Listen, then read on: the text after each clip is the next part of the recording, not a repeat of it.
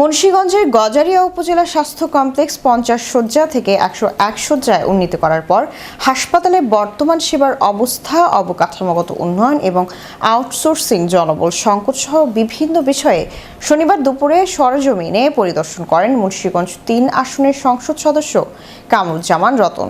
পরিদর্শনকালে উপস্থিত ছিলেন মুন্সিগঞ্জের civil surgeon doctor Sajeda Begum, উপজেলা স্বাস্থ্য ও পরিবার পরিকল্পনা কর্মকর্তা ডাক্তার শারমিন আহমেদ তিথি, ডাক্তার আরশাদ কবির সহ স্বাস্থ্য বিভাগের চিকিৎসক, অন্যান্য কর্মকর্তা আরও উপস্থিত ছিলেন মুন্সিগঞ্জ জেলা বিএনপির আহ্বায়ক কমিটির সদস্য AKM গিয়াসউদ্দিন, উপজেলা যুবদলের সদস্য সচিব নাজির আহমেদ শিকদার, গজারিয়া উপজেলা ছাত্রদলের আহ্বায়ক মিজানুর রহমান মিজান, ভবেরচর ইউনিয়ন বিএনপির সদস্য সচিব নুরুল আমিন সরকার, বাউশিয়া ইউনিয়ন পরিষদের প্রশাসক এবাদুল হক সহ বিএনপি ও সহযোগী সংগঠনের স্থানীয় নেতৃবৃন্দ উপস্থিত ছিলেন।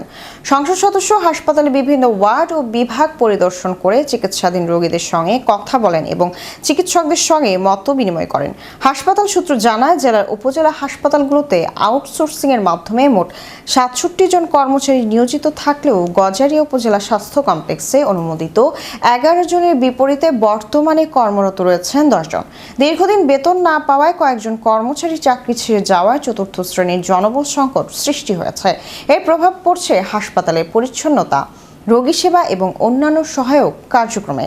পরিদর্শন শেষে সংসদ সদস্য কামরুজ্জামান রতন হাসপাতালের সার্বিক পরিস্থিতি, আউটসোর্সিং, জনবল নিয়ে স্বাস্থ্যমন্ত্রীর সঙ্গে টেলিফোনে আলোচনা করেন।